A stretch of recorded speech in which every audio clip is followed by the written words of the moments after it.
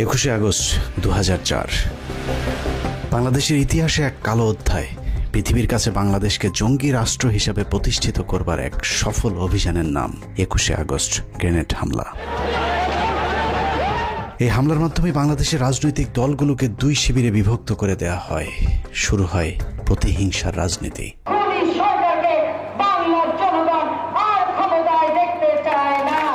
বাংলাদেশের রাজনীতিতে বিভাজনের সীমারেখা টেনে দিয়ে কার লাভ আর কার ক্ষতি সেই হিসেব করলেই বেরিয়ে যাবে কারা ঘটিয়েছিল নৃশংসতম সেই হত্যাকাণ্ডের ঘটনা।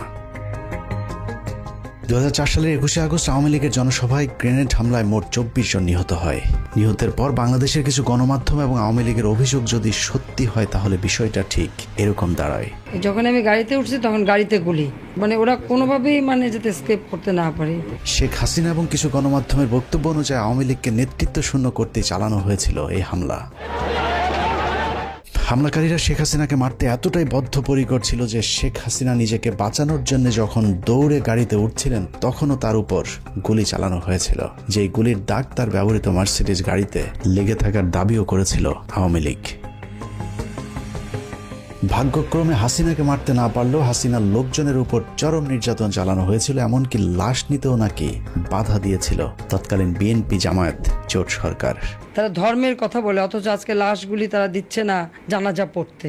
বিএনপি জামায়াত সরকার নাকি এতটাই নৃশংস ছিল যে আহত আওয়ামী লীগের নেতাকর্মীদেরকে হাসপাতালে চিকিৎসা পর্যন্ত নিতে বাধা দিয়েছিল। এই গ্রেনেড কোথা থেকে এলো, কিভাবে ফুটলো, এবং এই জিনিসগুলি বিশেষভাবে তদন্ত হওয়া উচিত। এর বাইরেও এই ঘটনাকে কেন্দ্র করে যে মামলা হয়েছিল সেই মামলাতেও জজ মিয়া নাটক সাজানোর চেষ্টা করেছিল বিএনপি জামায়াত সরকার। 21শে আগস্টে গ্রেনেড হামলা ফুটেজ দেখাইছে, তুই যদি এইভাবে স্বীকারোক্তি না দেস, মার্ডার কেসের মামলা দেখায় তো আমরা খরচ পাই দেয়া। এতক্ষণ ধরে 21শে আগস্ট গ্রেনেড হামলা নিয়ে যে বর্ণনা শুনছিলেন তা হলো আওয়ামী লীগ, প্রথম আলো, ডেইলি স্টার আর ফারজানা রূপাদের বয়ান। সম্প্রতি এই মামলার সবশেষ সিদ্ধান্ত অনুযায়ী তারেক রহমান, লুৎফুজ্জামান বাবর সহ বিএনপির সবাইকে অব্যাহতি দেওয়া হয়েছে। এখন প্রশ্ন হলো তাহলে এই হামলা কারা করেছিল? 15 মিনিটসের আজকের অনুসন্ধান এক এক করে প্রতিটি প্রশ্নের উত্তর খুঁজে বের করার চেষ্টা করবে। হামলার ঘটনা কারা ঘটিয়েছিল সেটা জানার আগে শেখ হাসিনা কিভাবে সেই হামলা থেকে বেঁচে গেলেন সেটা দেখা যাক। শুধু শেখ হাসিনা নয়, ওই হামলাতে আসলে আওয়ামী লীগের কোনো কেন্দ্রীয় নেতাই মারা যায়নি। এমনকি হামলার পরিকল্পনা এমনভাবেই করা হয়েছিল যাতে শেখ হাসিনার শরীরে ছোট্ট একটা আঘাতও না লাগে। ওনার ভিতরের কানে ইনজুরি হয়েছে, যার জন্য উনি এখন কানে কম শুনছেন। মূলত শেখ হাসিনা সহ কেন্দ্রীয় নেতাদের যে কিছু হবে না সেটা আগেই গ্যারান্টি দেওয়া হয়েছিল। তবে ওই হামলায় শুধু একজন কেন্দ্রীয় নেত্রীকে বলির পাঠা বানানো হয়েছিল, যার নাম আইভি রহমান। আইভি রহমানকে নিয়ে হাসপাতালে যখন এইরকম অবস্থা, এই জায়গা রক্তাক্ত, সেখানে পুলিশ লাঠিচার্জ করলো। আইভি রহমান সম্পর্কে দক্ষ অভিনেত্রী শেখ হাসিনা মাঝে মধ্যে যে মায়া কান্না করে থাকেন সেটা আসলে তার মনের কান্না নয়। মতিউর রহমান রেন্টু লিখেছেন, 1981 সালে শেখ হাসিনা দেশে ফেরার পর জিল্লুর রহমান তার স্ত্রী আইভি রহমানকে নিয়ে শেখ হাসিনাকে দেখতে গিয়েছিলেন। আইভিকে দেখে তেলে বেগুনে জ্বলে উঠেছিলেন শেখ হাসিনা। হাসিনা আইভিকে উদ্দেশ্য করে বলেছিলেন, আমার মাকে একদিনও শান্তিতে থাকতে দেননি, এখন আবার কেন এসেছেন? এ সময় জিল্লুর রহমান চোখ টিপে আইভি রহমানকে চলে যেতে বললে আইভি রহমান সেখান থেকে সরে যান। মূল ঘটনা হলো শেখ হাসিনার মা ফজিলাতুন্নেসা আইভি রহমানের সাথে শেখ মুজিবকে সন্দেহ করতেন, যে বিষয়টি নিয়ে মাঝে মধ্যেই পরিবারে ঝগড়াঝাটিও হতো। কিন্তু এত কিছুর পরও শেখ মুজিবের সবসময় আইভি রহমানের প্রতি ছিল একটা বিশেষ ভালোবাসার দৃষ্টি। অনেকেই বলে থাকেন আইভি রহমানকে খুশি করতে 1969 সালে শেখ মুজিব যুব মহিলা লীগ নামে নতুন আওয়ামী লীগের শাখা প্রতিষ্ঠা করেছিলেন, যে কারণে আইভি রহমানের মতো আনাড়ি একজন রাজনীতিবিদকে প্রথম কমিটির অর্গানাইজিং সেক্রেটারি পদ দিয়ে নূরজাহান মোর্শেদদের মতো অভিজ্ঞ রাজনীতিবিদদের পাশে বসার সুযোগ করে দিয়েছিলেন, যে বিষয়টা ওই সময়ের অনেক রাজনীতিবিদদের চোখেই দৃষ্টিকটু মনে হয়েছিল। যে কারণে আইভি রহমানের মৃত্যুতে পৈশাচিক আনন্দ উপভোগ করেছিলেন শেখ হাসিনা। কত নিখুঁতভাবে ভয়ঙ্কর এই হামলার ছক সাজানো হয়েছিল সেটা পরিষ্কার করতে আওয়ামী লীগ এবং শেখ হাসিনার ওই দিনের কয়েকটি কর্মকাণ্ড দেখলেই সবকিছু পরিষ্কার হয়ে যাবে। সন্ধ্যের তালিকায় প্রথমে মুক্তাঙ্গন থেকে সমাবেশের জায়গা পরিবর্তন। মুক্তাঙ্গনের যেই জায়গায় সমাবেশ ডাকা হয়েছিল তার দুদিকে খোলা রাস্তা, একদিকে জিপিও, অদূরে সচিবালয় অবস্থিত। মুক্তাঙ্গনে সমাবেশ করলে গ্রেনেড হামলার জন্য সুবিধামতো ভবনে অবস্থান করা সম্ভব হতো না, যে কারণে পুলিশের কাছে মুক্তাঙ্গনে সমাবেশের অনুমতি চেয়েও সমাবেশের নির্ধারিত সময়ের 2 ঘন্টা আগে হঠাৎ করে নেতাকর্মীদেরকে জানানো হয় মুক্তাঙ্গনে নির্ধারিত সমাবেশটি আওয়ামী লীগের কেন্দ্রীয় কার্যালয়ের সামনে অনুষ্ঠিত হবে। প্রশ্ন আসতে পারে, আওয়ামী লীগ তো আগেই জানতো মুক্তাঙ্গনের আশপাশে কোনো বড় ভবন নেই, তাহলে তারা কেন আগে থেকে দলীয় কার্যালয়ের সামনে সমাবেশ করার অনুমতি চায়নি? এর কারণ, পুলিশ যদি আগে থেকেই জানতো যে আওয়ামী লীগ কার্যালয়ের সামনেই সমাবেশ অনুষ্ঠিত হবে, তাহলে তারা পর্যাপ্ত নিরাপত্তার ব্যবস্থা করতে পারত। কিন্তু পুলিশ যতক্ষণে দেখল নেতাকর্মীরা সবাই মুক্তাঙ্গন খালি করে দলীয় কার্যালয়ের দিকে ছুটে যাচ্ছেন, ততক্ষণে শতভাগ নিরাপত্তা নিশ্চিত করার সময় শেষ হয়ে যায়। আইনশৃঙ্খলা বাহিনী যেন নিরাপত্তা নিশ্চিতের সুযোগ না পায়, এটাই ছিল তাৎক্ষণিক স্থান পরিবর্তনের মূল কারণ। মুক্তাঙ্গনে আওয়ামী লীগের 21শে আগস্টে গ্রেনেড হামলা হয়, ওইটার যে এই জনসভাটা হওয়ার কথা ছিল, এইখানে এটা সেটা হওয়ার কথা ছিল।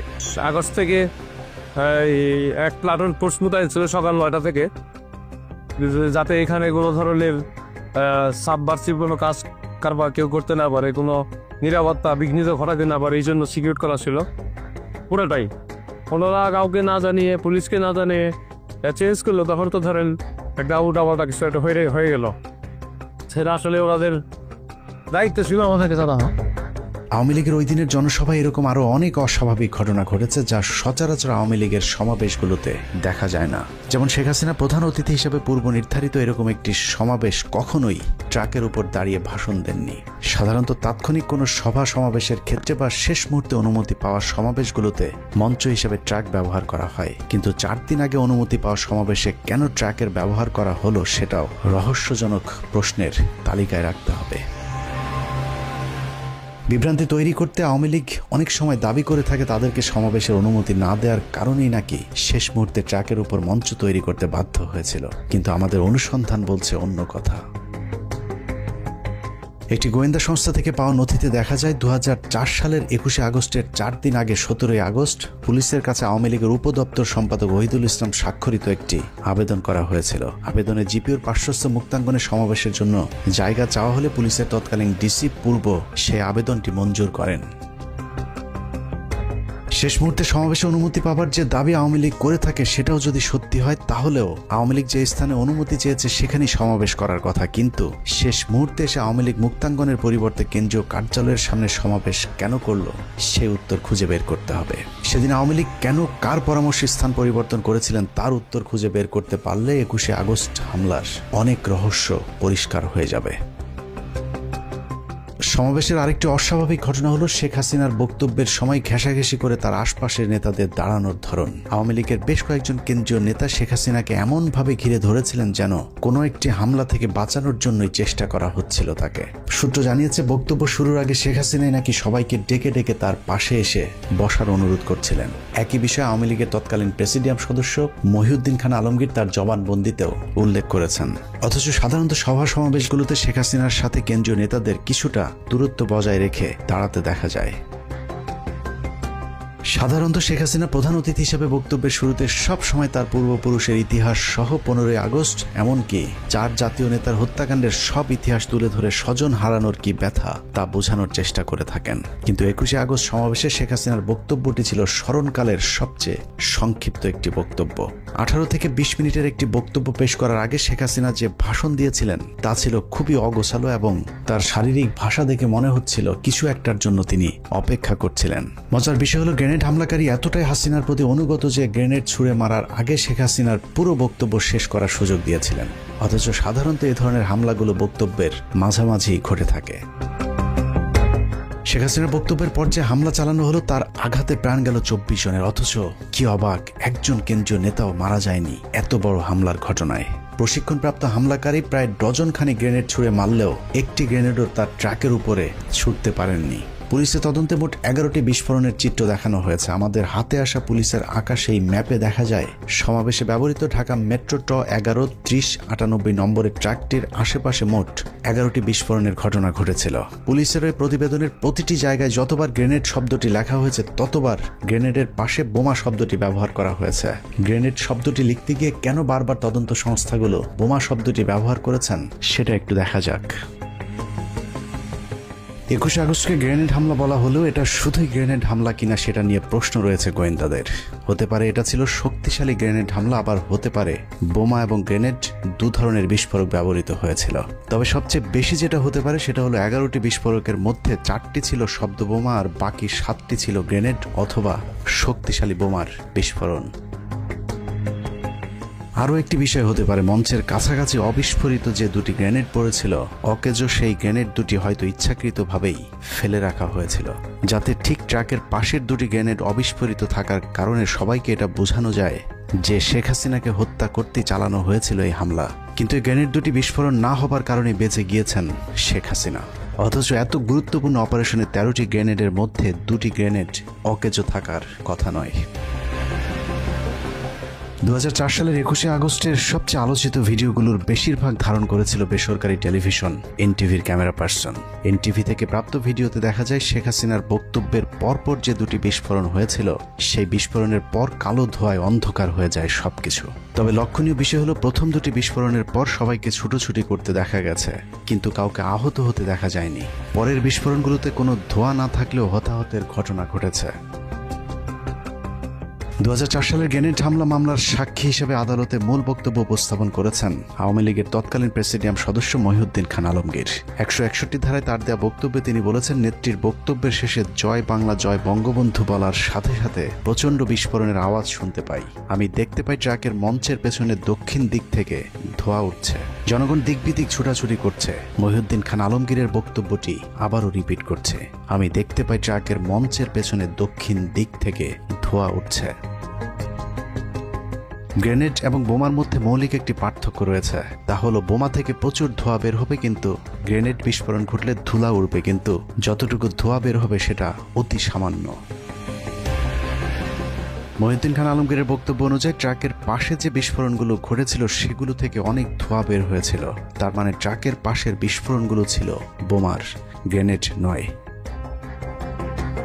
এছাড়া শেখ হাসিনা সভাস্থল থেকে ছেড়ে যাওয়ার সময় তার গাড়ির ঠিক পাশে একটি বিস্ফোরণ ঘটেছিল।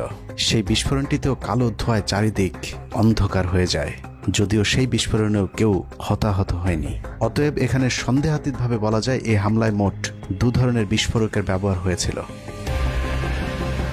মহিউদ্দিন খান আলমগীরের বক্তব্যে আরও একটি বিষয় লক্ষণীয়, তিনি ধোঁয়া দেখেছেন সেই বিস্ফোরণের পর কেউ হতাহত হয়নি, বরং মানুষকে দিক বিদিক ছোটাছুটি করতে দেখেছেন।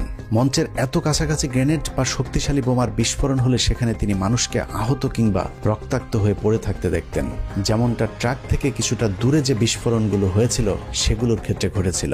ট্রাক থেকে দূরে কর্মীদের উপর যেসব গ্রেনেডগুলোর বিস্ফোরণ হয়েছিল, সেখানে বিস্ফোরকগুলো এতটাই শক্তিশালী ছিল যে অনেকের দেহের বিভিন্ন অংশ শরীর থেকে বিচ্ছিন্ন হয়ে গিয়েছিল। মহিউদ্দিন খান আলমগীরের বক্তব্য যদি বিশ্লেষণ করা যায়, তাহলে এটা পরিষ্কার যে ওই দিনের সমাবেশে 2 ধরনের বিস্ফোরকের ব্যবহার হয়েছিল।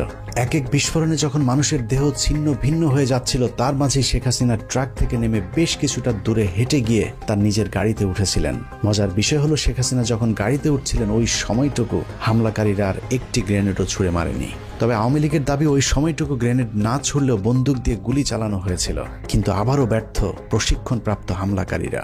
আওয়ামী লীগের দাবি, শেখ হাসিনাকে মারার জন্য হামলাকারীরা ডজন খানেক গুলি করলেও শেখ হাসিনার গায়ে একটিও লাগেনি। তাদের এই নাটক বিশ্বাসযোগ্য করে তুলতে শেখ হাসিনার গাড়ির সামনে পেছনে বেশ কয়েকটি গুলির দাগ বসানো হয়েছিল, যা ছিল আওয়ামী লীগের মহানাটকের অংশ।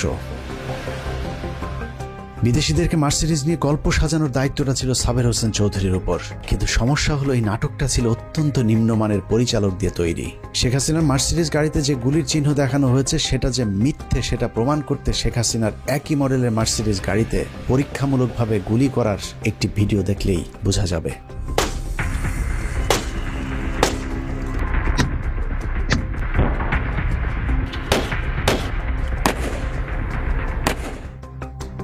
মার্সিডিজ গাড়ির ফিচার অনুযায়ী মার্সিডিজের বুলেট প্রুফ গাড়িতে গুলি করলে 9 মিলিমিটারের ছোট গুলি হলে গ্লাস থেকে পড়ে যাবে, আর যদি গুলির সাইজ 9 মিলিমিটারের চেয়ে বড় হয় সেক্ষেত্রে গুলি গ্লাসের ভেতরে ঢুকে বেঁকে থাকবে। এছাড়া মার্সিডিজ গাড়িতে যদি গুলি করা হয় তাহলে যেখানে গুলি লাগবে তার চারপাশে গ্লাস খোলা হয়ে যাবে।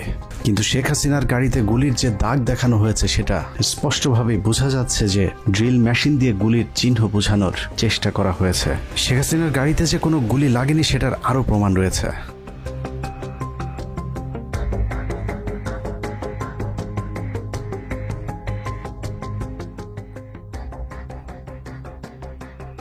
21 আগস্ট গ্রেনেড হামলার পর শেখ হাসিনা যখন গাড়িতে চড়ে চলে যাচ্ছিলেন তখন তার মার্সিডিজ গাড়িতে কোনো গুলির চিহ্ন দেখা যায়নি। আওয়ামী লীগের এসব গোজামিল দেখে মার্সিডিজ কোম্পানি এবং FBI সন্দেহ প্রকাশ করলে পরবর্তীতে সেই গাড়িটি আর কাউকে পরিদর্শনের সুযোগ দেওয়া হয়নি।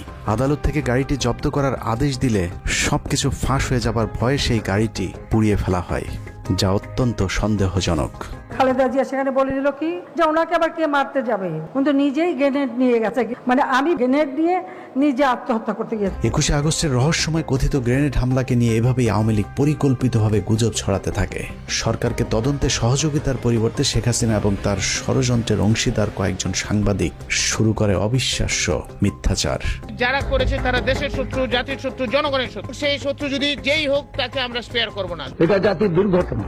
যারা ওগুলো বিষয়বস্তুকে নিয়ে আসছে বর্তমান সংকটকে অন্যদিকে প্রবাহিত করার জন্য, আমরা আশা করব সেন্টিমেন্টের বশবর্তী হয়ে কথা না বললে প্রকৃত যারা অপরাধী তাদেরকে ধরার ব্যাপারে তারা সহযোগিতা করে, ঘটনার প্রকৃত আসামি ধরা পড়ুক এবং তারা আমাদেরকে সহযোগিতা করে। ওনার প্রাথমিক রিপোর্ট পাওয়ার পরে যদি প্রয়োজন হয় সাহায্য নিতে হবে। আওয়ামী লীগের পক্ষ থেকে বলা হয়েছিল তৎকালীন বিএনপি সরকার নাকি আওয়ামী লীগের আহত কর্মীদেরকে চিকিৎসা দিতেও বাধা দিয়েছিলেন। প্রধানমন্ত্রী বেগম খালেদা জিয়া হাসপাতালের ICUতে আইভি রহমান ও তারেক সিদ্দিকীকে দেখতে যান। বাস্তবতা হলো প্রধানমন্ত্রী খালেদা জিয়া গ্রেনেড হামলার পর নিজে হাসপাতালে গিয়ে আহতদের চিকিৎসার খোঁজ খবর নিয়েছিল এবং খালেদা জিয়া হাসপাতালগুলোকে নির্দেশ দিয়েছিলেন সর্বোচ্চ চিকিৎসা সেবা নিশ্চিত করবার। সরকারের বিরুদ্ধে অভিযোগ করা হয়েছিল নিহতদের লাশ নাকি পরিবারকে নিতে দেয়া হচ্ছিল না। তারা আবার ইসলামের কথা বলে, অথচ আজকে লাশগুলি তারা দিচ্ছে না জানাজা পড়তে। বাস্তবতা হলো মরদেহের ময়নাতদন্ত শেষে সরকারি ব্যবস্থাপনাতে লাশ প্রতিটি পরিবারের কাছে পৌঁছে দেওয়ার ব্যবস্থা করেছিল তৎকালীন বিএনপি জামায়াত জোট সরকার। বিভিন্ন গণমাধ্যমে বলা হয়েছিল ঘটনার পর তড়িঘড়ি করে গ্রেনেডগুলো ধ্বংস করে দেয়া হয়। এক্ষেত্রে নাকি আদালতের কোনো অনুমতিও নেওয়া হয়নি। মজার বিষয় হলো নির্বোধ এসব সাংবাদিকদের এতটুকু জ্ঞান নেই যে এ ধরনের বিপজ্জনক বিস্ফোরক ধ্বংসে কখনোই আদালতের আদেশের জন্য অপেক্ষা করতে হয় না। যে কোনো ধরনের বিস্ফোরক দ্রব্য পাওয়া গেলে আইনশৃঙ্খলা বাহিনীর প্রথম কাজ হলো তার নমুনা সংগ্রহ করে দ্রুত সেটা ধ্বংস করে ফেলা। এই ঘটনার ক্ষেত্রে একই কাজ করা হয়েছিল। এতক্ষণের যুক্তিতর্কে বাংলাদেশের চিহ্নিত ওইসব সাংবাদিকেরা যদি সত্যি বলে থাকে তাহলে আমি মিথ্যা বলছি, আর আমি যদি সত্যি হই তাহলে বিষয়টা ঠিক এমন দাঁড়াবে যে আওয়ামী লীগ ওই ঘটনা ধামাচাপা দেওয়ার চেষ্টা করেছে এবং শেখ হাসিনা নিজেই গ্রেনেড হামলার খবর আগে থেকেই জানতেন। শেখ হাসিনা আগে থেকেই জানতো কিনা সেটা জানতে আমরা শেখ পরিবারের ঘনিষ্ঠজন হিসেবে পরিচিত মেয়র হানিফের ছেলে সাইদ খোকনের একটি বক্তব্য শুনে আসব। আমার প্রয়াত পিতা তার নির্দেশে আমি একটি বার্তা নেত্রীকে পৌঁছে দিয়েছিলাম। সম্ভাব্য হামলা চূড়ান্ত হয়েছে। সাইদ খোকনের বাবা হামলার খবরটা ঠিকই জেনেছিলেন, কিন্তু সেই হামলাটা যে শেখ হাসিনাকে হত্যার জন্য নয় সেটা সাইদ খোকনের বাবা জানতেন না। তবে শেখ হাসিনা ঠিকই জানতেন কি ঘটতে যাচ্ছে 21 আগস্ট, যে কারণে সাইদকে সেদিন শেখ হাসিনা বলেছিলেন এত ভয় করলে কি রাজনীতি চলে। সাহসী শেখ হাসিনা এত গুরুত্বপূর্ণ খবরটি সরকারকেও জানায়নি, এমনকি নিজের দলের নেতাকর্মীদেরকেও জানাতে বারণ করেছিলেন সাইদ খোকন এবং তার বাবা মেয়র হানিফকে। নেত্রীকে বললাম যে কোনো মুহূর্তে যে কোনো ঘটনা ঘটে যেতে পারে। বললেন যে এত ভয় পেলে রাজনীতি হবে না। এত ভয় পেলে কি রাজনীতি হয়? হেসে বললেন আমাকে। মেয়র হানিফের ছেলে সাইদ খোকন শেখ হাসিনাকে সেদিন যত তথ্য জানিয়েছিলেন তার মধ্যে সবচেয়ে গুরুত্বপূর্ণ তথ্য হলো শেখ হাসিনার উপর হামলার জন্য যে টিমকে দায়িত্ব দেওয়া হয়েছিল সেই টিমটি কোনো এক জায়গা থেকে এরই মধ্যে ঢাকায় পৌঁছে গিয়েছেন। সম্ভাব্য হামলা চূড়ান্ত হয়েছে। সূত্র মতে হামলাকারী ঢাকার ভেতরে চলে এসেছে। সুনির্দিষ্টভাবে হামলাকারী ঢাকায় পৌঁছে গিয়েছে বলার পরেও শেখ হাসিনা সেদিন গুরুত্ব দেয়নি, কারণ শেখ হাসিনার পারিবারিকভাবে ঘনিষ্ঠ সহযোদ্ধা হানিফের চাইতে বিশ্বস্ত কারো কথায় আগে থেকেই আশ্বস্ত হয়েছিলেন শেখ হাসিনা। শেখ হাসিনার বিশ্বস্ত সেই হাত শেখ হাসিনার সাথে বেইমানি করেনি। গ্রেনেডের আঘাতে সেদিন 24 জন মানুষের জীবন গেলেও শেখ হাসিনার গায়ে একটি গ্রেনেডও আঘাত করেনি। আওয়ামী লীগের তথ্য অনুযায়ী শেখ হাসিনাকে সব মিলিয়ে অন্তত 20 বার মারার চেষ্টা করা হয়েছে। বারবার আশপাশের লোকজন মরে, কিন্তু ভাগ্যক্রমে শেখ হাসিনা বরাবরই বেঁচে যায়। রাজনীতি করতে গিয়ে মৃত্যুর মুখে পড়তে হয়েছে শেখ হাসিনাকে। ভাগ্যক্রমে শেখ হাসিনার বারবার বেঁচে যাওয়ার শুরুটা হয় 1988 সালের 24শে জানুয়ারি চট্টগ্রামের লালদিঘি ময়দানে হামলার মধ্য দিয়ে। 8 দলীয় জোটের কর্মসূচিতে পুলিশ এবং বিডিআরের গুলিতে 7 জন নিহত হয়, কিন্তু শেখ হাসিনার গায়ে একটি গুলির টোকাও লাগেনি। 111 সরকারের সময় শেখ সেলিমকে জিজ্ঞাসাবাদ করলে শেখ সেলিম স্বীকার করেন নিজের জনপ্রিয়তা বৃদ্ধি করতে এরশাদের সাথে গোপন ষড়যন্ত্র করেছিলেন শেখ হাসিনা। 1986 সালে শেখ হাসিনার নির্বাচনে অংশগ্রহণ থেকে শুরু করে 1990 সাল পর্যন্ত এরশাদের সাথে শেখ হাসিনার বিভিন্ন গোপন ষড়যন্ত্র ফাঁস করে দেন শেখ সেলিম। কিন্তু আমাদেরকে হিসাব দিয়েছেন 2 কোটি টাকা।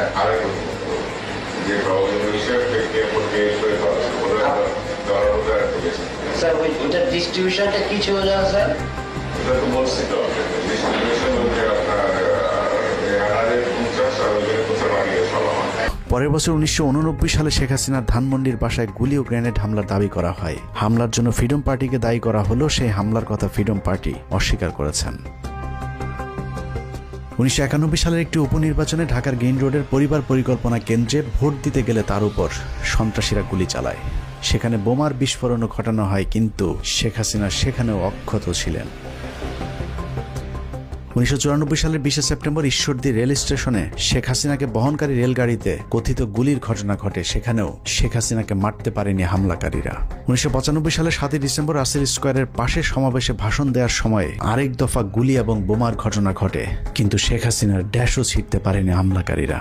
2003 সালে যে স্থানে গ্রেনেড হামলা চালানো হয়েছিল, একই স্থানে 1996 সালের 7 মার্চ উপলক্ষে সমাবেশে শেখ হাসিনার বক্তৃতার ঠিক পরপর মাইক্রোবাস থেকে বোমা এবং এলোপাতারি গুলি চালানো হয়েছিল। এতে 20 জন আহত হয়, কিন্তু শেখ হাসিনার আশপাশে যারা ছিলেন তাদের আশপাশেও গুলি কিংবা বোমার চিহ্নও যায়নি।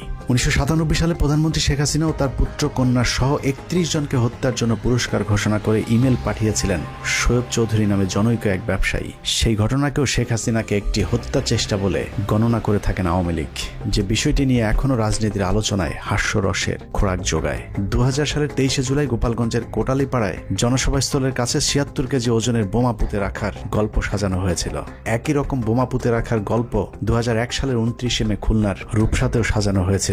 এসব বোমা পুঁতে রাখার গল্প তৎকালীন প্রধানমন্ত্রী শেখ হাসিনার আইন শৃঙ্খলা বাহিনী ছাড়া আর কেউই বাস্তবে দেখার সুযোগ পায়নি। বোমা পুঁতে রেখে যখন তেমন সহানুভূতি পাওয়া যাচ্ছিল না, তখন 2001 সালের 25 সেপ্টেম্বর নির্বাচনের ঠিক আগের একটি জনসভায় সমাবেশ স্থলের পাশের একটি বাড়িতে বোমার বিস্ফোরণ ঘটানো হয়। সেই ঘটনায় 2 জন নিরীহ মানুষের মৃত্যু হয়। এরপর 2002 সালের 4 মার্চ নওগাঁ, 2002 সালের সাতক্ষীরায় পরপর দুবার 2004, 2007, 11, 2014 এবং 2015 সালে শেখ হাসিনাকে মারার গাঁজাখুরি গল্প সাজিয়ে নিজেকে জনপ্রিয় করবার চেষ্টা চালায় শেখ হাসিনা। তবে বারবার চেষ্টা চালালেও শেখ হাসিনার সেই বিশ্বস্ত হামলাকারীরা যে তার কোনো ক্ষতি করবে না, সেই বিশ্বাস তার বরাবরই ছিল। যে কারণে সাইদ খোকনকে হাসিনা নির্ভয়ে বলেছিলেন, ভয় পাবার কিছু নেই। বললেন যে এত ভয় পেলে রাজনীতি হবে না, এত ভয় পেলে কি রাজনীতি হয়, হেসে বললেন আমাকে। অভয় দেয়া হলেও শেখ হাসিনার সেই রক্তের হোলি খেলায় প্রাণ গিয়েছিল 24 জনের। কিন্তু হামলাকারীদেরকে এমনভাবে প্রশিক্ষণ দেওয়া হয়েছিল যেন শেখ হাসিনার বিন্দু মাত্র কোনো ক্ষতি না হয়, যে বিষয়টি তৎকালীন গোয়েন্দা সংস্থার কর্মকর্তাদের তদন্তেও উঠে এসেছিল। 164 বলছে যে একটা গ্রেনেড যাতে ইয়েতে না পড়ে, মঞ্চে না পড়ে, মঞ্চে মানে ওই ট্রাকে না পড়ে। এবং আরো 2 জন যে আছে যারা মুকুল টুকুলের ওদের জয়ের লোক, তারাও বলছে যে কোনো ক্রমে যাতে মঞ্চে যাতে একটা গ্রেনেড না পড়ে। এটা কিন্তু ওদের 3 জনের কথা। কার কার জবানবন্দিতে এটা বলছে? 3 জনই বলছে, জর্জ মিয়া বলছে, শফিক আর হলো রানা। 21 আগস্ট নিয়ে আওয়ামী লীগের আরেকটি মিথ্যাচার হলো বিএনপি সরকার নাকি কোনো মামলা, তদন্ত কিংবা আলামত জব্দের কোনো কাজই করেননি। বাস্তবতা হলো 21 আগস্টের ঘটনার ঠিক পরদিন খালেদা জিয়ার নির্দেশে একটি বিচার বিভাগীয় তদন্ত কমিশন গঠন করেছিল। বিচারপতি জয়নুল আবদিন কমিশনকে দায়িত্ব দেওয়া হয় মামলাটির তদন্তপূর্বক প্রতিবেদন দাখিলের। 1 মাস 10 দিনের অক্লান্ত পরিশ্রমে 162 পৃষ্ঠার যে প্রতিবেদন জয়নুল আবেদিন জমা দিয়েছিলেন, সেটি যদি ঠিকঠাক মতো অনুসরণ করা হয় তাহলে 21 আগস্ট গ্রেনেড হামলার মূল ঘটনা বেরিয়ে আসবে। দীর্ঘ সেই প্রতিবেদনের একটি পর্যায়ে বলা হয়েছে, কমিশনের সংগৃহীত তথ্য প্রমাণ সন্দেহাতীতভাবে ইঙ্গিত করে 2004 সালের 21 আগস্টের ভয়াবহ গ্রেনেড হামলার পেছনে একটি শক্তিশালী বিদেশি গোয়েন্দা সংস্থা জড়িত ছিল। শক্তিশালী বিদেশি গোয়েন্দা সংস্থার নাম আসতে ভারত আন্দাজ করতে পারে কি ঘটতে যাচ্ছে। তারপরেই শুরু হয় বিচারপতি জয়নুল আবদিনের উপর ভারতের অব্যাহত চাপ। দেশপ্রেমিক একজন বিচারকের দুর্নীতির মিথ্যা অভিযোগ, জীবনের হুমকি থেকে শুরু করে এমন কোনো মানসিক চাপ নেই যা তার বিরুদ্ধে প্রয়োগ করা হয়নি। ভারতের অব্যাহত চাপের পরেও 21শে আগস্ট নিয়ে স্বচ্ছ তদন্ত চলতে থাকায় সব গোমর ফাঁস হয়ে যাবার আশঙ্কা দেখা দেয়, আর তাতেই প্রথম আলোকে মাঠে নামায় ভারতকে বাঁচানো সেই লড়াইয়ে প্রথম আলো যা করেছে তার প্রতিটি পদক্ষেপ ছিল ভয়ঙ্কর দেশবিরোধী। 21শে আগস্ট গ্রেনেড হামলা মামলার তদন্ত যেন কোনোভাবেই সঠিক পথে এগোতে না পারে, সেজন্য প্রথম আলো তাদের পরীক্ষিত জঙ্গি বিশেষজ্ঞ সাংবাদিক টিপু সুলতান এবং মহিউদ্দিনদেরকে মাঠে নামায়। 21শে আগস্টের তদন্তকে প্রশ্নবিদ্ধ করতে প্রথম আলো মোহাম্মদ জালাল আহমেদ ওরফে জজ মিয়াকে ট্রাম্প কার্ড হিসেবে ব্যবহার করেছে। সেই ট্রাম্প কার্ডই বাংলাদেশকে হারিয়ে জয়ী হয়েছে প্রথম আলো, আওয়ামী লীগ এবং তাদের ত্রাণকর্তা ভারত। প্রথম আলোর ওই ট্রাম্প কার্ডের উপর ভর করে বিএনপি, জামায়াত এবং সর্বোপরি বাংলাদেশের আলেম সমাজের উপরেই গেল 15 বছর ধরে চলেছে নির্মম জুলুম, নির্যাতনার গণহত্যা। একটা গণমাধ্যম চাইলে কত ধ্বংসযজ্ঞ চালাতে পারে তার নিকৃষ্ট উদাহরণ 21শে আগস্টের গ্রেনেড হামলা নিয়ে প্রথম আলো যে খেলা করেছে সেটি। নিষ্ঠুর সেই খেলায় 19 জন নিষ্পাপ মানুষের ফাঁসি, 19 জনের যাবজ্জীবন। তৎকালীন স্বরাষ্ট্র প্রতিমন্ত্রী লুৎফুজ্জামান বাবর, তারেক রহমান, আব্দুল সালাম পিন্টু সহ গোয়েন্দা কর্মকর্তা মেজর জেনারেল রেজ্জাকুল হায়দার এবং মেজর জেনারেল আব্দুর রহিমকে নির্মম নির্যাতন করা হয়েছে। এর মধ্যে মেজর জেনারেল আব্দুর রহিমকে জেলখানায় হত্যার অভিযোগ করেছে তার পরিবার।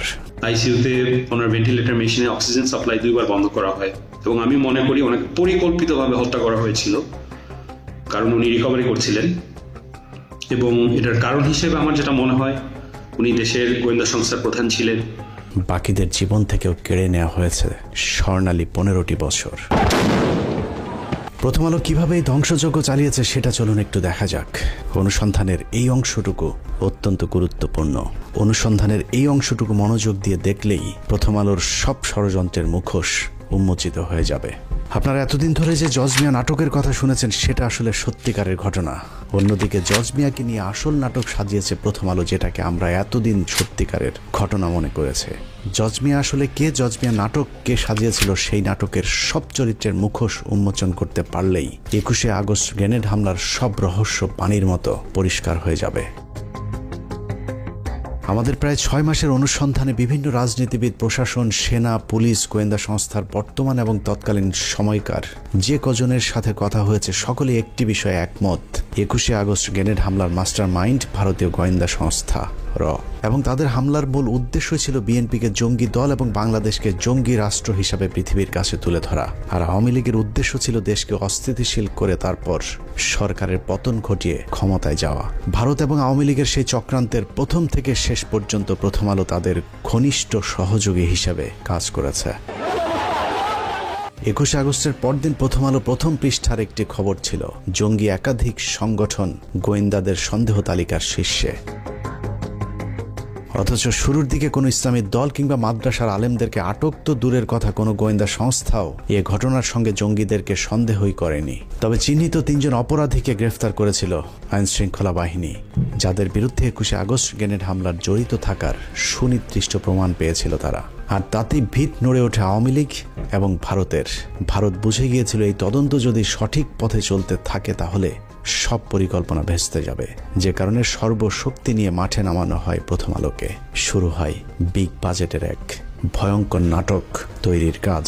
দায় এড়াতে সাজানো হয়েছিল জজ মিয়া নাটক। জজ মিয়া কাহিনী তৈরি করে বিএনপি ক্ষতিগ্রস্ত হয়েছে। জজ মিয়া নাটক সাজিয়েছে জেলা গোয়েন্দা পুলিশ।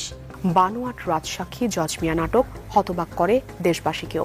এতদিন ধরে আপনারা যে জজ মিয়ার নাটক দেখেছেন সেই নাটকের আজ দেখবেন শেষ পর্ব। 2019 সালের 3রা নভেম্বর প্রথম আলোতে প্রকাশ হওয়া যেভাবে ফাঁস হলো জজ মিয়া গল্প শিরোনামের সংবাদের সূত্র ধরে হাঁটলে আমরা প্রথম আলোর নাটকের মূল পরিচালক, প্রযোজক এবং কুশলীদের আসল রূপ দেখতে পাবো। পত্রিকাটি সেই সংবাদে লিখেছে, বিএনপি জামায়াত জোট সরকারের আমলে 2004 সালের 21শে আগস্ট তৎকালীন বিরোধী দলীয় নেতা ও বর্তমান প্রধানমন্ত্রী শেখ হাসিনাকে হত্যার লক্ষ্যে তার সমাবেশে গ্রেনেড হামলা করা হয়। ভয়াবহ ওই ঘটনায় তদন্ত ভিন্ন খাতে নেয়ার প্রক্রিয়া শুরু করা হয় প্রথম থেকেই। প্রথমেই গ্রেফতার করা হয় শৈবাল সাহা পার্থ নামের এক তরুণকে। কদিন পর মগবাজার এলাকায় সাবেক ওয়ার্ড কাউন্সিলর ও আওয়ামী লীগ নেতা মোখলেসুর রহমানকে। তাদের ফাঁসাতে না পেরে পরের বছর 2005 সালের 9 জুন নোয়াখালীর সেনবাগ থেকে ধরে আনা হয় জজ মিয়া নামের আরেক যুবককে। স্বীকারোক্তিতে জজ মিয়া বলেছিলেন তিনি আগে কখনো গ্রেনেড দেখেননি, গ্রেনেড ও বোমার মধ্যে পার্থক্য কি সেটাও তিনি জানেন না। 5,000 টাকার বিনিময়ে বড় ভাইদের নির্দেশে তিনি অন্যদের সঙ্গে গ্রেনেড হামলায় অংশ নেন। ওই বড় ভাইরা হচ্ছেন শীর্ষ সন্ত্রাসী সুব্রত বাইন, জয়, মোল্লা মাসুদ, মুকুল প্রমুখ। এতক্ষণ পত্রিকার যে লাইনগুলো পড়লাম সেটা প্রথম আলোর বিশ্বাস হয়নি। কেন বিশ্বাস হয়নি সেটা পরে যাচ্ছে, কিন্তু প্রথম আলোর বিশ্বাস না হওয়াতে পত্রিকাটি কি করেছিল সেটা একটু দেখে আসি চলুন। ওই সংবাদের পরের অংশে প্রথম আলো লিখেছে, এই জবানবন্দি বিশ্বাসযোগ্যতা নিয়ে প্রশ্ন তুলে 29শে জুন প্রথম আলোয় 2টি সংবাদ ছাপা হয়। একটি শিরোনাম ছিল এই গল্পের গাঁথুনি দুর্বল, স্বীকারোক্তিতে 7 অসঙ্গতি। অপরটি শিরোনাম সেই জজ মিয়া তারকা সন্ত্রাসী। সঙ্গে ছাপানো হয়েছিল শিশির ভট্টাচার্যের সেই বিখ্যাত কার্টুন আষাঢ় মাস জমেছে আষাঢ়ে গল্পের আসর। তবে সিআইডি সাজানো ছকেই তদন্ত এগিয়ে নিয়ে যেতে থাকে। 2006 সালের আগস্টে এই নাটকের পেছনের ঘটনা ফাঁস করে দেয় জজ মিয়ার ছোট বোন খুরশেদা বেগম। তিনি প্রথম আলোকে বলেন, জজ মিয়াকে গ্রেপ্তারের পর থেকে সিআইডি তার পরিবারকে মাসে মাসে ভরণ পোষণে টাকা দিয়ে এসেছে। জজ মিয়াকে গ্রেনেড হামলা মামলায় রাজসাক্ষী করতে সিআইডির প্রস্তাবের কথাও ফাঁস করে দেন তিনি। 2006 সালের 21শে আগস্ট প্রথম আলোয় জজ মিয়ার পরিবারকে টাকা দেয় সিআইডি শিরোনামে শীর্ষ প্রতিবেদন ছাপা হয়। এরপর জোট সরকার আর জজ মিয়া গল্প নিয়ে এগোতে পারেনি। প্রথম আলোর এই সংবাদটির তথ্যানুযায়ী 2005 সালের 9 জুন মোহাম্মদ জালাল আহমেদ ওরফে জজ মিয়া আটকের পর মোট 3টি সংবাদ ছাপা হয়। প্রথমটি এই গল্পের গাঁথুনি দুর্বল, স্বীকারোক্তিতে 7 অসঙ্গতি। দ্বিতীয়টি জজ মিয়া তারকা সন্ত্রাসী। এবং তারপরে সিআইডি একই পথে তদন্ত চালিয়ে গেলে 2006 সালের 21শে আগস্ট প্রথম আলো জজ মিয়ার পরিবারকে টাকা দেয় সিআইডি শিরোনামে 3য় সংবাদটি প্রচার করেন। প্রথম আলোর সরল স্বীকারোক্তি, এই 3 সংবাদ প্রচারের পর জোট সরকার আর জজ মিয়া গল্প নিয়ে এগোতে পারেনি। অর্থাৎ প্রথম আলো নিজেই স্বীকার করেছে তাদের কারণে জোট সরকার সেই তদন্ত আর এগিয়ে নিয়ে যেতে পারেনি। অনুসন্ধানের এতটুকু করে থেমে গেলে আপনার মনে হবে প্রথম আলোর অনুসন্ধানী সাংবাদিকতার কারণেই পুলিশ আর জজ মিয়াকে নিয়ে তাদের নাটক পরিপূর্ণ করতে পারেনি। কিন্তু ঘটনাটা পুরোই উল্টো। নাটকটা আসলে তৎকালীন বিএনপি জামায়াত জোট সরকার করেনি, নাটকটা করেছিল প্রথম আলোর মতিউর রহমান এবং তার গুজব বাহিনী। জজ মিয়ার ব্যাপারে অনুসন্ধানে নেমে প্রথমেই আমরা খুঁজে বের করি সিআইডি তৎকালীন বিশেষ পুলিশ সুপার রুহুল আমিনকে। 21শে আগস্ট গ্রেনেড হামলার এই মামলার সাথে আপনি সম্পৃক্ত ছিলেন। আমার একটা জিজ্ঞাসা ছিল যে এই মামলাতে এই যে জজ মিয়া যে নাটকটা বলা হয়েছিল ওই সময়ে, যে জজ মিয়া নাটক, এই জজ মিয়া নাটকটা আসলে আপনারা কেন সাজালেন? এটা কেন করতে হলো? এটা শুরু করলো প্রথম আলো, কি জানি নাম, সুন্দর মতো একটা সাংবাদিক, বুঝছেন, টিপু সুলতান, টাকা দেয়, এটা করে সেটা করে, টাকা দেয়, মান্থলি দেয়, এটা দিয়ে শুরু করলো। প্রথম আলো যেরকম মিথ্যা শিরোনাম দিয়ে সংবাদ ছাপায়, এরকম পুলিশের বিরুদ্ধে নিরীহ মানুষকে ফাঁসানোর অভিযোগও কম নয়। সে কারণেই আমরা রুহুল আমিনের কথা বিশ্বাস না করে নিজেদের মতো করে অনুসন্ধান শুরু করি। তবে আমাদের সন্দেহের তীরটা শুরু থেকেই ছিল প্রথম আলোর দিকে। প্রথম আলোর বিগ বাজেটের নাটকের প্রথম স্ক্রিপ্ট লেখা হয় 2005 সালে জজ মিয়া আটকের 20 দিন পর 29শে জুন। প্রথম আলোর সেই জজ মিয়া তারকা সন্ত্রাসী শিরোনামের সংবাদে কারো কোনো উদ্ধৃতি না দিয়ে পত্রিকাটি মন গড়াভাবে লিখেছে, গ্রেনেড কি জিনিস জীবনেও দেখেননি জজ মিয়া। ম্যাজিস্ট্রেটের কাছে স্বীকারোক্তিমূলক জবানবন্দি দিতে গিয়ে নিজেই বলেছেন, বোমা ও গ্রেনেডের মধ্যে পার্থক্য কি তিনি জানেন না। থানা পুলিশ বলেছে জজ মিয়া নিরপরাধ মানুষ, তার নামে থানায় কোনো মামলা নেই। প্রথম আলো ঘোষিত জীবনে কোনোদিন গ্রেনেড না দেখা নিরীহ নিষ্পাপ মামলা মোকদ্দমা মুক্ত জজ মিয়া সম্পর্কে আমাদের অনুসন্ধানে অন্তত 5টি মামলার সন্ধান পেয়েছি আমরা। সূত্রাপুর থানায় ছিনতাইয়ের ঘটনায় অস্ত্র বিস্ফোরক দ্রব্য আইনের মামলায় 7 বছর সশ্রম সাজা হয়েছিল জজ মিয়ার। বিশেষ ট্রাইব্যুনালের মামলা নম্বর 736991। তেজগাঁ থানার 22 নম্বর মামলাটি জজ মিয়ার বিরুদ্ধে 2001 সালের 2রা সেপ্টেম্বর দায়ের করা হয়েছিল। সেই মামলায় 385, 324, 326 এবং 307 ধারার মতো ভয়ঙ্কর সব অভিযোগ আনা হয়েছিল প্রথম আলোর নিরীহ নিষ্পাপ জজ মিয়ার বিরুদ্ধে। 2 মাস পর 2001 সালের নভেম্বরের 30 তারিখে মগবাজার টাঙ্গাইল হোটেলে বাবুল হত্যা মামলার আসামি হন জজ মিয়া। রমনা থানার 1 নম্বর মামলাটি 302, 34 ধারায় দায়ের করা হয়েছিল। 21শে আগস্ট গ্রেনেড হামলার কয়েক মাস আগে রাজধানীতে তার বিরুদ্ধে আরেকটি হত্যা মামলা হয়। গুলশান থানার রহমত হত্যা মামলার অন্যতম আসামি জজ মিয়া। প্রথম আলোর সাংবাদিকেরা এসব মামলাগুলোর সজ্ঞানে আড়াল করার পাশাপাশি জজ মিয়ার 164 ধারায় জবানবন্দিটাও গোপন করার চেষ্টা করেছেন। জজ মিয়া তার জবানবন্দিতে আরেকটি মামলার কথা স্বীকার করেছেন। সেখানে তিনি বলেছেন, তিনি টিকাটুলি অফিসার হলের পেছনে মেসে থাকতেন। সেখানে থাকাকালীন পুলিশ তাকে মেসের চৌকির নিচ থেকে বোমা ও অস্ত্র সহ গ্রেফতার করেছিলেন। সেই মামলায় তার 7 বছর জেল হয়েছিল। 2 বছর পর তার বাবা মা তাকে জেল থেকে জামিনে মুক্ত করান। প্রথম আলোর এত বিগ বাজেটের নাটকের শুটিং এর আগে জজ মিয়ার চার্জশিটটাও পড়ে দেখার সময় পায়নি প্রথম আলোর জঙ্গি বিশেষজ্ঞ সাংবাদিকেরা। লম্বা সময় আর প্রথম আলোর মতো বিগ বাজেট নিয়ে অনুসন্ধান করলে জজ মিয়ার বিরুদ্ধে আরও মামলার খোঁজ পাওয়া সম্ভব। কারণ জজ মিয়ার আসল নাম মোহাম্মদ জালাল আহমেদ হলেও এক এক জায়গায় তিনি এক এক নাম ব্যবহার করতেন। অতএব তার ভিন্ন ভিন্ন নামে আরও অনেক মামলা থাকার সম্ভাবনা রয়েছে। সবশেষ তিনি যে বিয়ে করেছেন সেখানেও নিজের নাম পরিবর্তনের কথা স্বীকার করেছেন ওই সাংবাদিকের কাছে। জজ মিয়া নামটাও তার আসল নাম নয়, আসল নাম মোহাম্মদ জালাল আহমেদ। তেজগাঁ এলাকায় খোঁজ নিয়ে জানা যায় 1996 থেকে 2001 সালে আওয়ামী লীগ শাসন আমলে ঢাকা শহরে যে কজন উঠতি সন্ত্রাসী পরিচিতি পেয়েছিল তার মধ্যে মোহাম্মদ জালাল আহমেদ ওরফে জজ মিয়া অন্যতম। নাখালপাড়া নুরানি মসজিদের আশপাশের মহল্লায় জজ মিয়া যে রায় দিত তার সে রায় নাকি কার্যকর হয়ে যেত, যে কারণে মোহাম্মদ জালাল আহমেদ বাংলা সিনেমার মতো নিজের নাম পাল্টে জজ মিয়া রাখেন। তারপর থেকে হয়ে ওঠেন ভয়ঙ্কর এক সন্ত্রাসী। এত ভয়ঙ্কর একজন সন্ত্রাসীকে প্রথম আলো কিভাবে নিরীহ নিষ্পাপ বানালো এবার চলুন সেটা দেখা যাক। জজ মিয়ার মূল পেশা ছিল হত্যা, ছিনতাই, দখল, চাঁদাবাজি। ভাড়াটে খুনি হিসেবে ওই সময়ের শীর্ষ সন্ত্রাসীদের কাছে মোহাম্মদ জালাল আহমেদ ওরফে জজ মিয়ার বিশেষ কদর ছিল। যদিও প্রথম আলোর শিখিয়ে দেওয়া সাক্ষাৎকারে জজ মিয়া নিজেকে সিডি ব্যবসায়ী হিসেবে পরিচয় দিয়েছিলেন। আমি সিডি ক্যাসেটের ব্যবসা করি, ছবি পোস্টারের ব্যবসা করি, দোকান আমার বঙ্গবন্ধু এভিনিউ অপোজিট। প্রথম আলোর সিডি বিক্রেতা জজ মিয়া যমুনা টিভিতে গিয়ে কিভাবে ফল বিক্রেতা হয়ে যায় এবার সেটা দেখা যাক। 2018 সালের 10 অক্টোবর যমুনা টিভির এক সাংবাদিককে দেয়া সাক্ষাৎকারে প্রথম আলোর সিডি বিক্রেতা জজ মিয়া নিজেকে ফল বিক্রেতা হিসেবে পরিচয় দেন। জজ মিয়ার আদালতে দেওয়া জবানবন্দিতে আবার নিজেকে গাড়ির চালক হিসেবে পরিচয় দিয়েছেন। গাড়ি চালক জজ মিয়া ওরফে প্রথম আলোর সিডি বিক্রেতা যমুনা টিভিতে গিয়ে যেভাবে পেশা পাল্টে ফল বিক্রেতা হয়েছেন, একইভাবে প্রথম আলোতে গিয়ে সিআইডি জজ মিয়ার পরিবারকে টাকা দেওয়ার দাবি করলেও যমুনা টিভিতে গিয়ে তিনি বলেছেন আওয়ামী লীগের নেতারাই তাকে আর্থিক সহায়তা দিত। এছাড়া যমুনা টিভিকে দেওয়া সাক্ষাৎকারে জজ মিয়া বলেন, বর্তমান সরকারের পক্ষ থেকেও আমাকে অনেক আশ্বাস দেওয়া হয়, একাধিক মন্ত্রী আমাকে চাকরি দেওয়ার আশ্বাস দেন। সবশেষ মাস 6 আগে এক মন্ত্রীর সঙ্গে দেখা করি, তিনি বলেন গ্রেনেড হামলা মামলার রায়ের পর তিনি তার দফতরে চাকরি দেবেন। কাল যেহেতু রায়, দেখি কি হয়। সংবাদের পরের অংশে জজ মিয়া আরও বলেন, অনেকেই আমাকে অনেক ধরনের আশ্বাস দিয়েছিলেন, কিন্তু 13-14 বছরে কোনো আশ্বাস বাস্তবায়ন হয়নি। তাই আমাকে এখন রেন্টে কারের একটি ভাঙাচোরা গাড়ি চালাতে হয়। সরকারের কাছে প্রত্যাশা আমার যেন পুনর্বাসন করা হয়। যমুনা টিভির সাংবাদিককে দেওয়া সাক্ষাৎকারে সরকারের কাছে জজ মিয়ার যে আবদার, সেই আবদারের পেছনে রয়েছে দীর্ঘদিনের এক নিবিড় সম্পর্ক।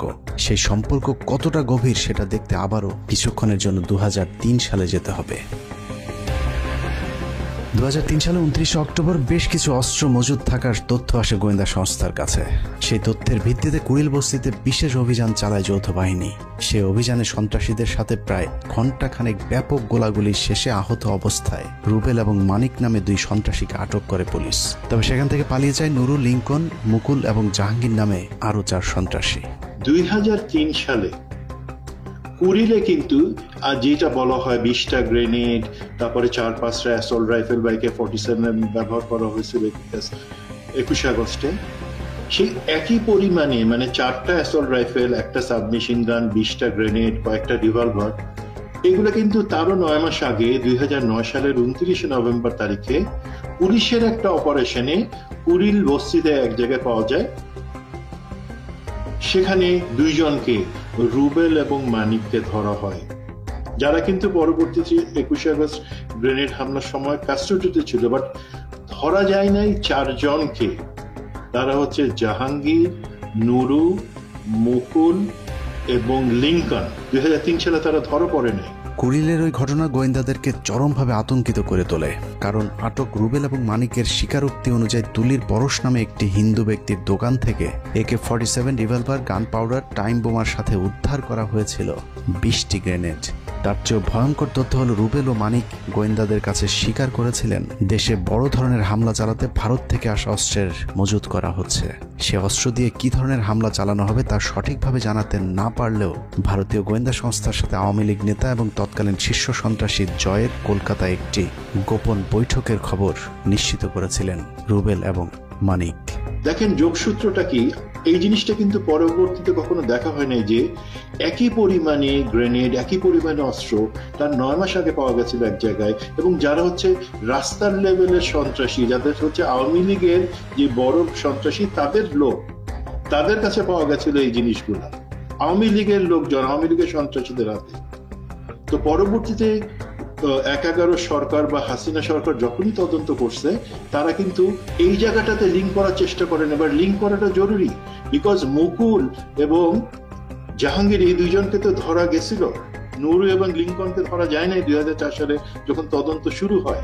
ইতিহাসে প্রথমবারের মতো সন্ত্রাসীদের হাতে এ ধরনের হ্যান্ড গ্রেনেড উদ্ধারের পর গোয়েন্দাদেরকে গভীরভাবে ভাবিয়ে তোলে, যে কারণে আইনশৃঙ্খলা বাহিনী সর্বোচ্চ সতর্ক অবস্থানে চলে যায়। এরপর থেকে দেশে যে কোনো কর্মসূচির উপর বিশেষ নজরদারি শুরু করে গোয়েন্দা সংস্থাগুলো। 2003 সালের শেষ দিকে কুড়িলের ঘটনার পর 2004 সালের শুরুতে আওয়ামী লীগের তৎকালীন সাধারণ সম্পাদক 2004 সালের 30 এপ্রিলের মধ্যে বিএনপি জামাত জোট সরকারকে ক্ষমতাচ্যুত করতে বিশেষ ট্রাম্প কার্ড খেলার ঘোষণা দিয়েছিলেন। জলিলের সেই ঘোষণার পর থেকে দেশের রাজনীতিতে চরম উত্তেজনা বিরাজ করছিল। কিন্তু 30 এপ্রিল মানিক মিয়া অ্যাভিনিউতে প্রশিকার 3 দিনব্যাপী কর্মসূচি ছাড়া আওয়ামী লীগ কোনো কর্মসূচি দেয়নি, যে কারণে গোয়েন্দারা প্রশিকার সেই কর্মসূচি ঘিরেই ব্যাপক কঠোর অবস্থানে গেলে সেদিন আর জলিলের সেই ট্রাম্প কার্ড কাজে লাগেনি। 2007 সাল পর্যন্ত আওয়ামী লীগের সেই ট্রাম্প কার্ড সম্পর্কে সবাই অন্ধকারে ছিল। 1/11 সরকারের সময় জলিলকে আটকের পর জিজ্ঞাসাবাদ করলে জলিল জানায়, প্রশিকার ওই কর্মসূচিকে কেন্দ্র করে 10 লাখ মানুষ ঢাকায় আনার পরিকল্পনা ছিল আওয়ামী লীগের। সেই মিটিংকে কেন্দ্র করে একটি নৈরাজ্যকর পরিস্থিতি সৃষ্টির পর সরকার পতনের পরিকল্পনা ছিল তাদের। প্রশিকার ওই কর্মসূচিকে ঘিরে বড় ধরনের হামলা চালিয়ে উত্তেজিত জনতাকে নিয়ে সংসদে ঢুকে পড়ার পরিকল্পনা ছিল আওয়ামী লীগের। জিজ্ঞাসাবাদে আব্দুল জলিল আরও জানান, বিএনপির তৎকালীন মহাসচিব আব্দুল মান্নান ভূঁইয়া, মাহিবি চৌধুরী, আবু হেনা সহ বিএনপির মোট 70 জন এমপির ওই দিন আওয়ামী লীগে যোগদান করার পর আওয়ামী লীগের নেতৃত্বে সরকার গঠনের পরিকল্পনা ছিল। আব্দুল জলিলের সেই ট্রাম্প কার্ড ব্যর্থ হওয়ার কারণ হিসেবে নিজেদের মধ্যে কোঅর্ডিনেশনের অভাবকে দায়ী করেছিলেন আওয়ামী লীগের সাধারণ সম্পাদক আব্দুল জলিল। যাই হোক, জলিলের সেই ট্রাম্প কার্ড যদি কাজে লাগতো তাহলে ওই দিনই 21 আগস্টের মতো আরেকটি ঘটনা ঘটতে পারত, কিন্তু গোয়েন্দা সংস্থার কারণে তা ব্যর্থ হয়, যে কারণে 21 আগস্ট গোয়েন্দা সংস্থাকে বোকা বানিয়ে হঠাৎ করে সমাবেশের স্থান পরিবর্তন করে আওয়ামী লীগ। গোয়েন্দা সংস্থা আগে থেকে নিরাপত্তা নিশ্চিত করতে না পারার কারণে আওয়ামী লীগ নির্বিঘ্নে গ্রেনেড হামলা চালাতে সমর্থ হয়েছিল। মিটিংটা শুরু হওয়ার কথা ছিল মুক্তাগরে 3টায়, কিন্তু সাধারণত ওনাদের মিটিং 3টায় বলা থাকলেও ওনাদের কর্মী নেতৃবর্গ আগে চলে আসে। মিনিমাম 3 ঘন্টা আগে ওদের মিটিংয়ের প্রাথমিক কার্যক্রম শুরু হয়ে যায় উচিত। তো সেই হিসেবে 12টায় ওখানে আমাদের হিসাবে শুরু হওয়ার কথা ছিল, কিন্তু সেটা ওখানে আমাদের একটা দিকে যখন দেখলাম যে মিটিংয়ের কোনো কিছু দেখা যাচ্ছে না, তখন আমরা খুঁজে জানতে পারলাম যে এখানে মিটিং অলরেডি শুরু হয়ে গেছে।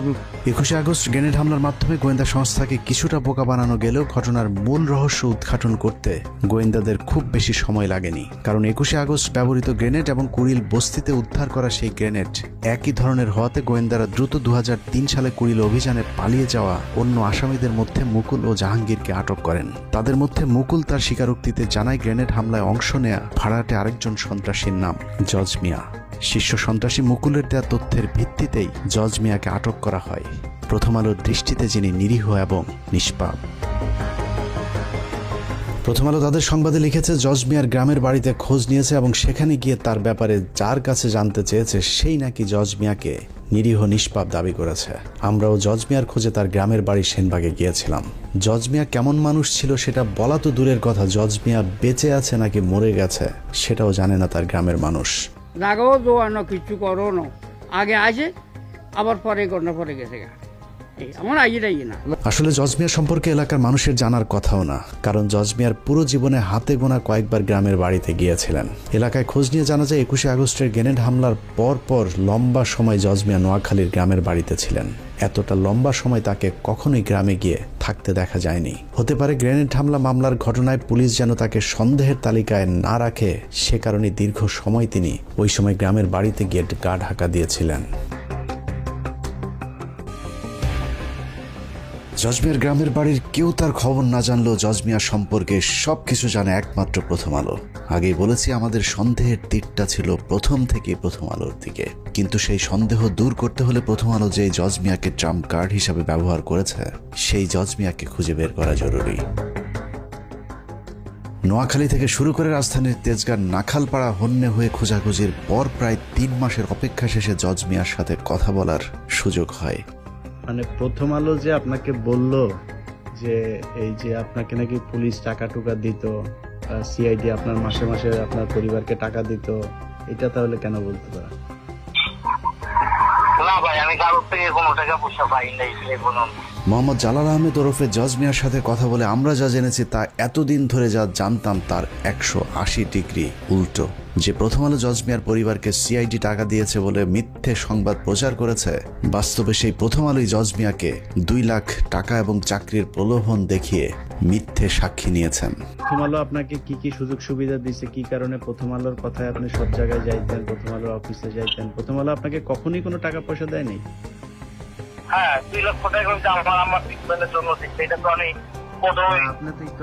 কেউই আপনাকে টাকা টুকা দেয়নি?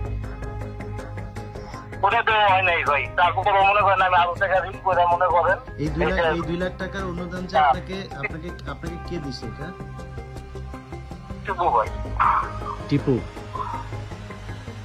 হ্যাঁ, টিপু সুলতান। মানে না, সেগুলি জানি। আমি একটা কর্মস্থানের ব্যবস্থা করে দেন, পরে বলছে ঠিক আছে দেখি আমরা একটা তাৎক্ষণিক ব্যবস্থা করে দেবো। প্রথম আলো সাংবাদিক টিপু সুলতানি জজ মিয়াকে বিভিন্ন সাংবাদিকদের সাথে ইন্টারভিউ করে দেওয়ার ব্যবস্থা করতেন। ওইসব সাংবাদিকদের সাথে কি বলতে হবে সেটাও ঠিক করে দিতেন প্রথম আলোর জঙ্গি বিশেষজ্ঞ সাংবাদিক টিপু সুলতান। প্রথম আলোতে এমনিতে কে আপনার সাথে যোগাযোগ করত? প্রথম আলো আমি তার সাথে যোগাযোগ করতাম, আর কারোর সাথে। আর কারো কাছে আমার কেউ টিপু ভাইয়ের সাথে সাংবাদিকের লোকে ইয়া করে দিত, তারা আমার সাক্ষাৎকার নিত। মানে টিপু ভাই আপনাকে সবার সাথে সাক্ষাৎ করাই দিত, তাই তো? হ্যাঁ হ্যাঁ, অন্য সাংবাদিকের লোকে ইয়া করে দিত যে তুমি তার সাক্ষাৎকার তারা নিত। মানে উনি ওইভাবে বলে দিত যে কি কি বলবেন বা কিভাবে দিবেন, এরকম, তাই তো? জজ মিয়াকে তার নিজের মামলার বিষয়ে প্রশ্ন করা হলে প্রথমে অস্বীকার করলেও পরে মামলার কথা আমাদের কাছে স্বীকার করেছেন। প্রথম আলো কি জানতো না যে আপনার নামে যে মামলা ছিল তখনও থানায়? না, আমার নামে তখনও থানায় কোনো মামলা ছিল না। আমার দেশে এখনো আমার নামে না। ওই যে আপনি যেই মামলাতে 2 বছর জেল খাটলেন, ওই মামলাটা কি তখন ছিল না আগে? ওটা ছিল আগে, ঠিক আছে। পরে ওই মামলা আমি হাইকোর্টের পরে ইয়া করছি, ওটা জামিন লওয়ার পরে এটা খালাস করছি। আর ওই যে তেজগাঁ থানার মামলা, ওইটা ওই গুলশান থানার মামলাটা, ওই হত্যা মামলাটা, ওটা তো ভাই আমার নামে তারপর মামলা তারা ইয়া করতেছেন। এখন একটা মামলা করে না করাই তাহলে তো এটা বিশ্বাস গ্রহণ হইব না। একটা মামলা এখন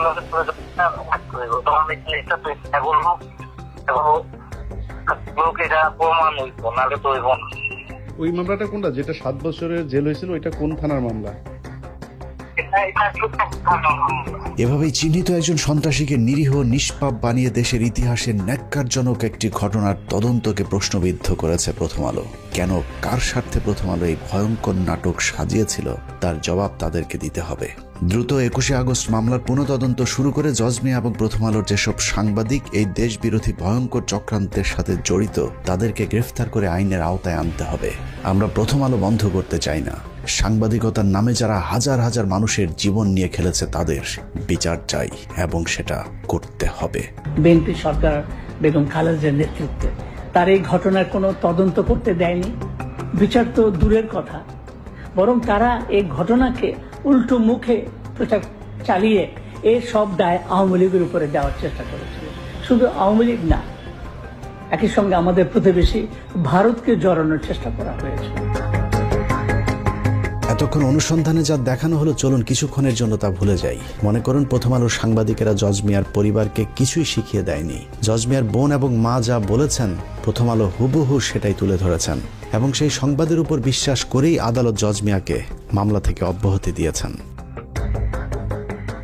গল্পটা যদি এখানেই শেষ হয়ে যেত তাহলে সমস্যা ছিল না, কিন্তু এই গল্পের পরের অংশ চরম নিষ্ঠুর, অমানবিক। প্রথম আলোর উদ্দেশ্য শুধুই জজ মিয়াকে ছাড়িয়ে আনা নয়, তাদের উদ্দেশ্য ছিল ভারতকে বাঁচানো আর জিয়া পরিবার সহ বিএনপির শীর্ষ নেতাদের জঙ্গি বানিয়ে তাদেরকে ফাঁসিতে ঝুলানো। জজ মিয়াদেরকে বাঁচানোর পর শুরু হয় ইতিহাসের জঘন্যতম মিথ্যাচার। বিএনপিকে নিশ্চিহ্ন করে দেওয়ার সে অভিযানে প্রথম আলো অনেক দূরে গিয়ে গিয়েছিল। একের পর এক প্রথম আলো সংবাদ ছেপেছে আর সরকার প্রথম আলোর ইচ্ছে মতোই তদন্ত করে বিচারিক হত্যাকাণ্ডের পথ সুগম করেছে। কথিত সেই বিচারের নামে নির্বিচারে মামলার আসামি করা হয়েছে তারেক রহমান, লুৎফুজ্জামান বাবর, আব্দুল সালাম পিন্টু, মেজর জেনারেল রেজ্জাকুল হায়দার, আব্দুর রহিম সহ এক ঝাঁক দেশপ্রেমিক মানুষদেরকে, যারা জীবন বাজি রেখে ভারতের হাত থেকে বাংলাদেশকে বাঁচাতে চেয়েছিল। 2018 সালের 10 অক্টোবর দিনটি ছিল প্রথম আলোর বিজয়ের দিন। তাদের দীর্ঘ 14 বছরের ষড়যন্ত্রের ফসল ওই দিন ঘরে উঠেছিল। 21 আগস্ট গ্রেনেড হামলা মামলার রায়ে 19 জন নিরীহ মানুষকে ফাঁসি, 19 জনের যাবজ্জীবন হবার পৈশাচিক আনন্দে প্রথম আলোর আনিসুল হক লিখেছিলেন ইতিহাসের দায় মোচনের রায়। বিচারিক হত্যাকাণ্ডকে কাব্যিক আবেগঘন লেখনির মাধ্যমে মানুষের জীবন নিয়ে তামাশা করেছিল প্রথম আলোর আনিসুল হক। একটু চিন্তা করতে পারেন, 5ই আগস্ট যদি দেশ স্বাধীন না হতো তাহলে প্রতিটি মানুষেরই ফাঁসি কার্যকর করা হতো। অনুসন্ধানের দ্বিতীয় পর্বে আপনাদেরকে দেখাবো বিচারের নামে তামাশা করে কিভাবে নিরীহ এতগুলো মানুষের গলায় ফাঁসির দড়ি পরানোর ব্যবস্থা করেছিল প্রথম আলো। তবে প্রথম পর্ব শেষ করবার আগে কিছু প্রশ্ন করবার খুব ইচ্ছে করছে। আমাদের আজকের অনুসন্ধানের পর আপনারা কি মনে করেন প্রথম আলোর ওইসব সাংবাদিকদেরকে বিচারের আওতায় আনা হোক? প্রথম আলোর বিরুদ্ধে ধারাবাহিক দেশ বিরোধী, ইসলাম বিরোধী সুস্পষ্ট অভিযোগ থাকার পরেও তাদের বিচার চাওয়া কি গণমাধ্যমের উপর আক্রমণ? তারপরেও প্রথম আলোর সামনে জিয়াফতের গণতান্ত্রিক একটি কর্মসূচির আয়োজন করতে যাবার কারণে আলেমদেরকে বেধড়ক পেটানো হয়েছে। আর সেটাকে বিএনপির মহাসচিব মির্জা ফখরুল ইসলাম আলমগীর প্রথম আলোর উপর হামলা দাবি করে তীব্র নিন্দা জানিয়েছে। প্রথম আলো, ডেইলি স্টার সহ অন্যান্য সমস্ত পত্রিকাগুলোর উপর যে আক্রমণ শুরু হয়েছে, আমি তীব্রভাবে নিন্দা জানাচ্ছি। মির্জা ফখরুলের ওই দিনের বক্তব্যের সবচেয়ে ভয়ঙ্কর অংশ ছিল তিনি বলেছিলেন এই বাংলাদেশ নাকি তিনি 5 তারিখের আগে কখনোই দেখেননি। তার এই বক্তব্যে প্রমাণিত হয়েছে ইসলাম বিদ্বেষী ফখরুল আগেই ভালো ছিলেন। 5 তারিখের পর তিনি প্রচণ্ড অস্বস্তি বোধ করছেন। মানুষের জীবন নিয়ে ভয়ঙ্কর খেলা করা এইসব সাংবাদিকদেরকে বিচার চাইলে যাদের জ্বলে উঠবে তাদেরকে চিনে রাখতে হবে। এটা কোনো রাজনীতি নয়, মানুষের জীবন নিয়ে খেলা করেছে প্রথম আলো। মির্জা ফখরুল বিএনপি জামায়াত যখন ক্ষমতায় ছিল তখন লুটপাট করেছে, আওয়ামী লীগের 15 বছরে আতাত করে চলেছে। সাধারণ বিএনপির কর্মীরা যখন জেলে গিয়েছে, গুলি খেয়েছে মির্জা ফখরুল ইসলাম আলমগীর তখন বাংলাদেশ থেকে টাকা পাচার করে অস্ট্রেলিয়াতে নিজের মেয়ে আর মেয়ে জামাইকে আলিশান জীবনযাপন করার নিশ্চয়তা দিয়েছেন। মির্জা ফখরুল সামনে বিএনপি ক্ষমতা এলে আবারও লুটপাট করবে, এটা চোখ বন্ধ করে বলে দিতে পারি। আবার যদি কখনো আওয়ামী লীগ ক্ষমতায় আসে তারপরেও ফখরুলের কিছুই হবে না, কারণ সেই পথটাও তিনি আগে ভাগেই খোলা রেখেছেন।